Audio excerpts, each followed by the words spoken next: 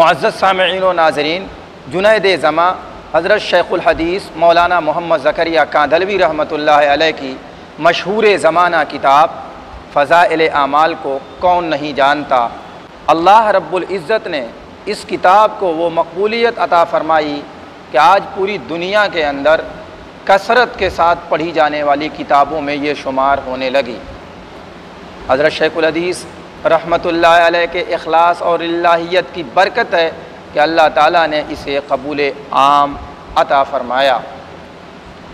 कितने ऐसे लोग जो दीन से दूर थे, आज़ादाना ज़िंदगी गुजारते थे, मासियत में उनका वक्त सर्फ होता था, इस किताब को पढ़कर सुनकर राह रास्त पर आए हैं। ये किताब 9 कुतुब और 9 रसाइल का मजमुआ है, जिसकी तफसील अभी मैं आपके सामने करूँगा। इससे पहले मैं ये बतलाऊँ कि मैं ये वीडियो इसलिए बनाने लगा हूँ कि बहुत से गैर मुक़ल्लिदीन हज़रात और बाज़ वो हज़रात जो गैर मुक़ल्लिदियत ज़दा हैं, अगरचे गैर मुक़ल्लिद खुलकर नहीं है मगर गैर मुक़ल्लिदीन के एतराज़ात से मुतअस्सिर हैं, उन्हें भी इस किस्म का इश्काल होने लगा है। आइए मैं बतलाऊँ कि गैर मुक़ल्लिदीन फ़ज़ाइल आमाल पर एक एतराज़ ये भी करते हैं कि हज़रत शेखुल हदीस मौलाना मोहम्मद ज़करिया कांदलवी रहमतुल्लाह अलैह ने फ़ज़ाइल आमाल उस ज़माने में लिखी है जबकि उनको दिमागी मरज़ लाहिक हो गया था, डॉक्टरों ने दिमागी काम से रोक दिया था, ज़ाहिर है उनका दिमाग काम नहीं कर रहा था। उन अय्याम में किताब लिखेंगे तो उनसे गलतियां सरज़द होंगी, उल्टी सीधी बातें नक़ल कर देंगे, और जैसा कि इनके बकौल इस किताब के अंदर वैसा हुआ है। जवाबन अर्ज़ ये है कि फ़ज़ाइल आमाल मुतअद्दिद कुतुब और रसाइल का मजमुआ है जो मुख्तलिफ़ अवक़ात में मुख्तलिफ़ हज़रात के इसरार पर लिखा गया है। और तो सच्ची बात तो ये है कि मुअतरज़ीन को कुछ अता पता ही नहीं है। जब वो किसी की ज़ात से इख्तिलाफ़ करने लगते हैं ना, तो फिर इसी तरीके की उल्टी सीधी गलत बेसरोपा बातें नक़ल करने लगते हैं। हज़रत शेखुल हदीस रहमतुल्लाह अलैह की ये किताब 9 कुतुब और 9 रसाइल का मजमुआ है, जिसकी तफसील मैं आपके सामने रख देता हूँ। नंबर 1, फ़ज़ाइल कुरान मजीद। अवाइल ज़िलहिज्जा 1348 हिजरी में इसकी तालीफ़ शुरू हुई और 29 ज़िलहिज्जा 1348 को मुकम्मल हुई।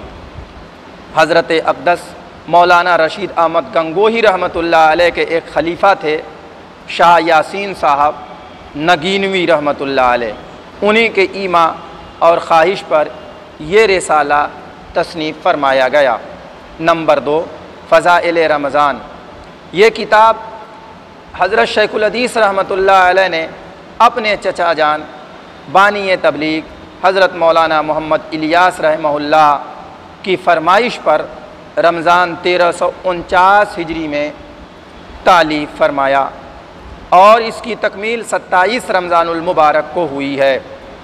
नंबर 3, फ़ज़ाइल तबलीग। ये भी चचा जान नव्वरल्लाहु मरकदहू के इरशाद पर उन्होंने लिखा है और 15 सफ़र 1350 हिजरी को पूरा हुआ। इसकी तालीफ़ में चंद रोज़ लगे हैं। नंबर 4, हिकायात सहाबा। सफ़र 1357 में अजराड़ा जाते हुए हज़रत शेख रहमहुल्लाह को मेरठ में शदीद नक्सीर फूटी। डॉक्टरों और हकीमों ने आपको चंद महीने तक दिमागी काम से बिल्कुल ही मना कर दिया। इधर तकरीबन 4 सालों से हज़रत शाह अब्दुल कादिर रायपुरी नव्वरल्लाहु मरकदहू की तरफ से हिकायात सहाबा की तालीफ़ का तकाज़ा था।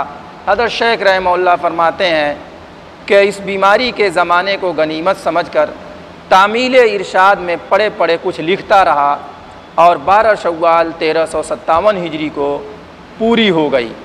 गोया सिर्फ़ हिकायात सहाबा नक्सीर फूटने के ज़माने में लिखी गई है। बकिया और जो 8 कुतुब और रसाइल हैं वो सेहत के ज़माने में लिखे गए हैं। और जो ये कहा जाता है कि दिमागी मरज़ लाहिक था, डॉक्टरों ने दिमागी काम से रोक दिया था, तो गोया उनका दिमागी काम नहीं कर रहा था। उन अय्याम में उन्होंने ये किताबें लिखी हैं, ये रसाइल लिखे हैं, जिनकी वजह से इनसे गलतियां सरदद हुई हैं। तो ये बिल्कुल गलत है। कौन सा मरज़ था? वो मरज़ हज़रत शेख ज़करिया रहमतुल्लाह अलैह की आप बीती में भी देखा जा सकता है। उनकी नक्सीर फूटी थी, तो इस वजह से दिमागी काम करते तो ज़रा ज़ोर पड़ता, तो डॉक्टरों ने मना कर दिया था। बहरहाल ये सफ़ेद झूठ साबित हो गया। नंबर 5, फ़ज़ाइल नमाज। ये भी अपने चचा जान नव्वरल्लाहु मरकदहू के हुक्म की तामील में लिखी गई है और 7 मुहर्रमुल हराम 1358 हिजरी को पूरी हुई। फ़ज़ाइल ज़िक्र, ये भी अपने चचा जान रहमतुल्लाह अलैह की तामील इरशाद में लिखी गई है और 26 शव्वाल 1358 हिजरी को पूरी हुई है। नंबर 7, फ़ज़ाइल हज। हज़रत मौलाना मोहम्मद यूसुफ़ साहब अलैहिर्रहमा के शदीद इसरार और तकाज़े पर यह किताब तालीफ़ फरमाई गई है। 3 शव्वाल 1366 हिजरी को इसकी इब्तिदा हुई और 14 जुमादल ऊला 1367 हिजरी को इससे फ़रागत हुई है। नंबर 8, फ़ज़ाइल सदक़ात।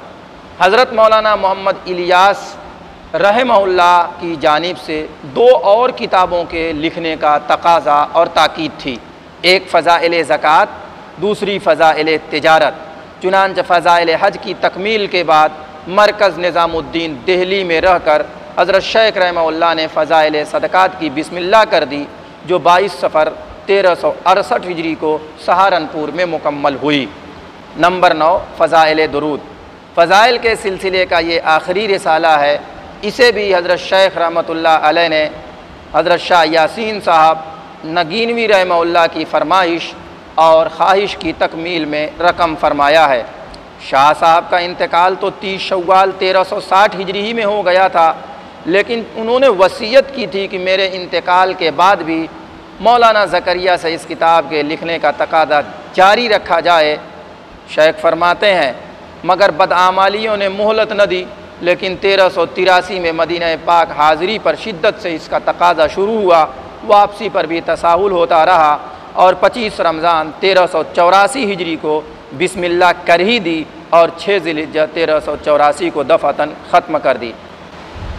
तो खैर, मैं ये अर्ज़ कर रहा था कि देखा आप हज़रात ने कि एक रिसाला सिर्फ़ नक्सीर टूटने के ज़माने में लिखा गया है और गैर के मुक़ल्लिदीन ने पूरी किताब ही को उस ज़माने में लिखने का दावा कर दिया। ये सरासर झूठ है। दूसरी बात ये कि दिमागी मरज़ लाहिक हो गया था, ये लोग कह रहे हैं, जबकि दिमागी मरज़ लाहिक नहीं हुआ था। डॉक्टरों ने दिमागी काम करने से रोका था, मरज़ नक्सीर टूटने का लाहिक हुआ था।